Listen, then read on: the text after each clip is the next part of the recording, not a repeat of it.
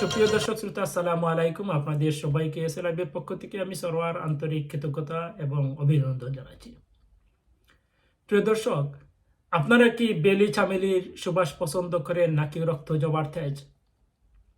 গত 28শে এপ্রিল মহান জাতীয় সংসদে কিশোরগঞ্জ 4 আসনের সংসদ সদস্য অ্যাডভোকেট বীর মুক্তিযোদ্ধা ফজলুর রহমান সাহেব প্রমাণ করে দিলেন যে বয়স বাড়লেও বাঘের গর্জন কমে না।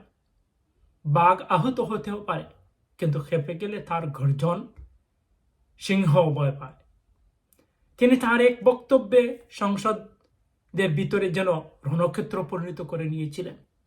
চলুন দেখি সেই টান টান উত্তেজনার সংসদের পেছনের গল্প কি ছিল এবং ফজলুর রহমানের বক্তব্য কি ছিল। এখানে তিনি কিছু ঐতিহাসিক প্রেক্ষাপট এবং বিশ্লেষণ তুলে ধরেছেন। আমি একে একে আপনাদের সামনে সবকিছুই তুলে ধরছি। এই পার্টগুলো হচ্ছে সিরিয়াস পার্ট। নাম্বার 1 হচ্ছে মুক্তিযুদ্ধ বনাম জুলাই বিপ্লব। ফজলুর রহমান সাহেব তিনি একজন বীর মুক্তিযোদ্ধা। তিনি মুজিব বাহিনীর কিশোরগঞ্জ জেলা কমান্ডার ছিলেন। রাজনীতিতে যে কয়েকজন চারণ কবি রয়েছেন তাদের মধ্যে অন্যতম হচ্ছেন এই অ্যাডভোকেট ফজলুর রহমান সাহেব। ফজলুর রহমান সাহেব অত্যন্ত স্পর্শকাতর একটি পয়েন্টে হাত দিয়েছেন।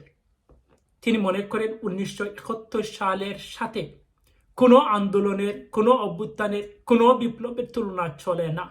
তিনি মনে করেন 1971 সাল হচ্ছে একটি মহাসাগর। সাগরের যেমন নদীর সাথে তুলনা হয় না, তেমনি মুক্তিযুদ্ধের সাথে কোনো কিছুরই, কোনো আন্দোলনের তুলনা হয় না। তার মধ্যে মুক্তিযুদ্ধ হলো একটি জাতির জন্মের ইতিহাস। আর 5ই আগস্ট একটি রাজনৈতিক পট পরিবর্তন বা অভ্যুত্থান ছিল। এই জায়গাটি নিয়ে বিশ্লেষণ করলে দেখা যায় তিনি মূলত মুক্তিযুদ্ধের সুপ্রিম এসেন্স বা শ্রেষ্ঠত্ব বজায় রাখতে চান। তিনি মুক্তিযুদ্ধের উপরে, 71-এর উপরে কোনো কিছুকেই, কোনো আন্দোলনকে স্থান দিতে চান না। নাম্বার 2, তিনি রাজাকারের আত্মসমর্পণ নিয়ে বক্তব্য দিয়েছেন।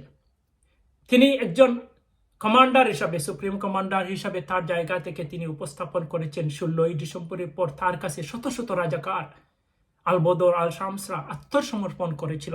তিনি তাদের কাউকে হত্যা করেননি, তাদেরকে জেলে পাঠিয়ে দিয়েছিলেন। এটাই হচ্ছে তার সেই ঐতিহাসিক সত্য বয়ান। এখন এই পর্যায়ে আমি কৌতুকপূর্ণভাবে একটা হিউমার পার্ট আপনাদের সামনে তুলে ধরছি। ফজলু ভাই যখন সংসদে বললেন মুক্তিযুদ্ধের কোন শহীদ পরিবারের সন্তান জামাত করতে পারে না, আর যদি জামাত করে এটা হবে দ্বিগুণ অপরাধ, তখন বিরোধী দলের বেঞ্চগুলিতে যে কান্না রোল পড়ে গিয়েছিল আপনারা নিশ্চয় দেখেছেন। জামাত সমন্বিত এমপিরা যেভাবে প্রতিবাদ করেছিলেন এবং স্বয়ং বিরোধী দলের নেতা ডক্টর শফিকুর রহমানও দাঁড়িয়ে প্রতিবাদ করেছেন। তারা যেন ভুলে গিয়েছিলেন সংসদ ভবন কোনো টকশুর বা স্টুডিও নয়, সংসদ ভবন কোনো সার্কাসের জায়গা নয়। স্পিকার বারবার তাদেরকে নিবৃত্ত করতে চেয়েছিলেন, কিন্তু পারেন নাই। এখন আমি আপনাদের সামনে ছোট্ট একটি উপমা দিচ্ছি, তার সেই বিখ্যাত ডায়লগ। মাননীয় স্পিকার, এদেশে শুধু কুকিল ডাকে না, রয়্যাল বেঙ্গল টাইগারও আছে। সত্যি বলতে ফজলু ভাই যখন ভাষণ দেন তখন স্পিকার মহোদয়কে ও বোধ হয় পকেটে ইয়ার ফ্ল্যাগ রাখতে হয়। তিনি তো আর কুকিল নন। তিনি যখন ডাকেন তখন স্পিকার হাতুড়িও বয়ে কাঁপতে থাকে। তিনি যখন ডাকেন তখন স্পিকারের হাতুড়িও কাঁপতে থাকে। আসেন এখন একটি বাঘের থিওরি আপনাদেরকে শোনাই, সংক্ষেপে শোনাচ্ছি। বাঘের থিওরিটা হচ্ছে, মুক্তিযোদ্ধা ফজলুর রহমান সাহেব তিনি বলেছেন কি, তিনি বলেছেন যতদিন বাঘ থাকবে মুক্তিযোদ্ধারা ততদিন এদেশে জিতবে। এখন প্রশ্ন হলো, সংসদ ভবনের এসি রুমে বাঘ কুত্তুকে এলো? আসলে ফজলু ভাই নিজেই তিনি একজন টাইগার। যখন রাজনৈতিক খাঁচায় বন্দী হতে রাজি নন, তিনি কখনো রাজনৈতিক খাঁচায় বন্দী হতে রাজি নন। তার কাছে রাজনীতি মানে হলো 71-এর সেই ইটনা থানার থ্রিলার। তিনি 71 ছাড়া কিছুই বুঝেন না। এখন আমি আপনাদের এই যে বাঘ সিংহের লড়াই সংসদে কি ছিল, বাঘ সিংহের লড়াইটা সংসদে এভাবেই ছিল। ফজলুর রহমান সাহেব যখন দাঁড়ালেন ব্যান্ডেজ হাতে নিয়ে, তিনি আহত একজন বাঘ, বাঘ হিসাবে তিনি রাজাকার কুস্তি গিয়ে আহত হয়েছে সংসদে এসেছেন। কারণ 5 আগস্টের পর মুক্তিযোদ্ধাদেরকে অপমান করা হয়েছে, সেই থেকে তিনি আহত। তিনি বলেছিলেন যদি আগামী 12ই ফেব্রুয়ারি নির্বাচনে, 26 সালের নির্বাচনে যদি রাজাকারের বংশধররা বা জামাত ক্ষমতায় আসে তাহলে তিনি আত্মহত্যা করবেন, বিষ খাবেন। সেই নিয়ে কথা বলতে যখন তিনি সংসদে এলেন, কিন্তু তিনি আশাই ছেড়ে দিয়েছিলেন যে বিএনপি তাকে বহিষ্কার করেছে, সেই বিএনপি আর তাকে সংসদে নিয়ে আসবে না।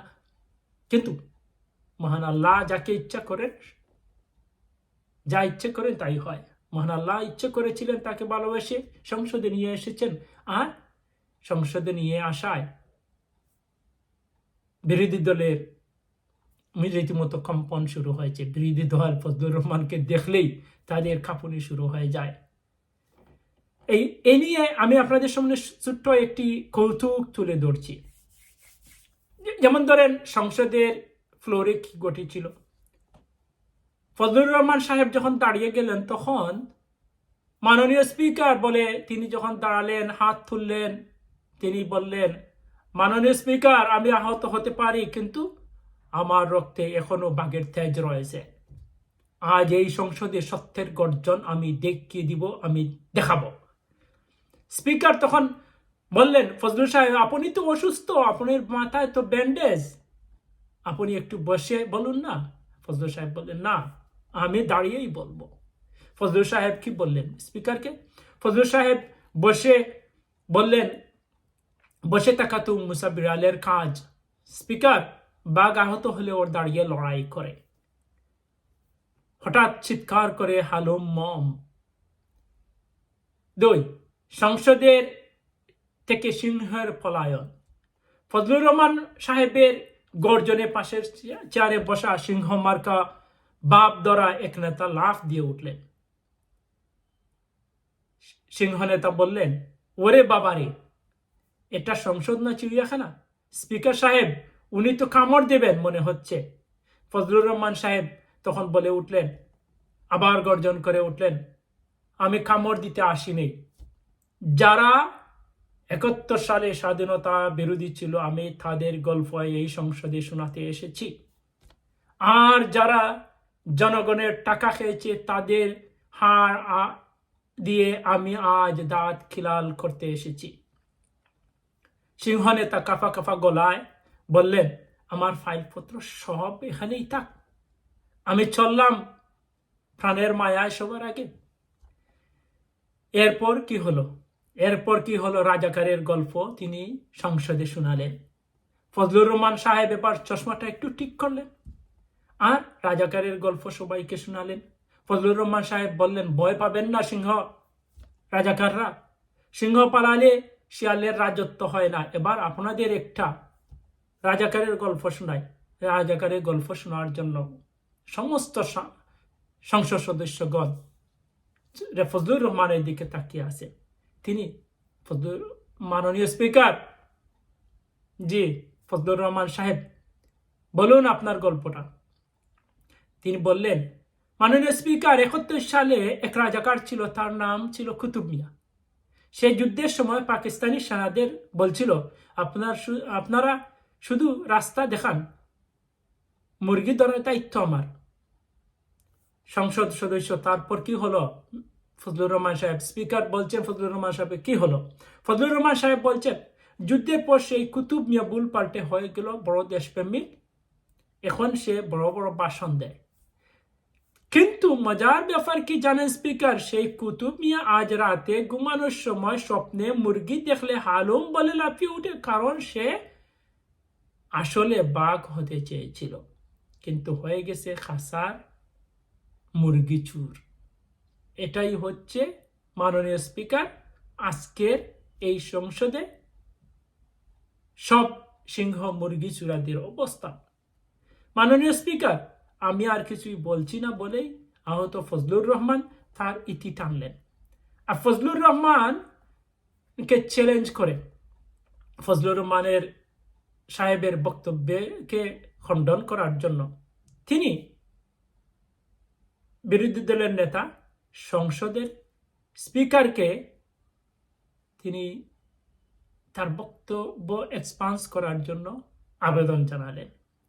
পরিশেষে ফজলুর রহমানের বক্তব্য শুধু রাজনৈতিক নয়, বরং এটি একটি আদর্শের লড়াইয়ের বহিঃপ্রকাশ।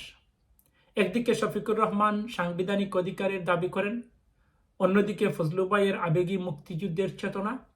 এই দুইয়ের লড়াইয়ে সংসদ সেদিন আসলেই ছিল উত্তপ্ত, অগ্নিগর্ভা। তবে দিন শেষে ফজলু ভাই আমাদের মনে করিয়ে দিলেন, রাজনীতি বিতর্ক থাকবেই, কিন্তু দেশপ্রেমের তেজটা থাকা বাঘের মতো। একাত্তরকে ধারণ করা আমাদের দায়িত্ব এবং কর্তব্য। প্রিয় দর্শক, আজ পর্যন্তই আপনাদের সামনে তুলে ধরলাম। আগামী ভিডিও দেখার জন্য আপনারা নিশ্চয় পাশে থাকবেন। সে পর্যন্ত ভালো থাকুন। আসসালামু আলাইকুম।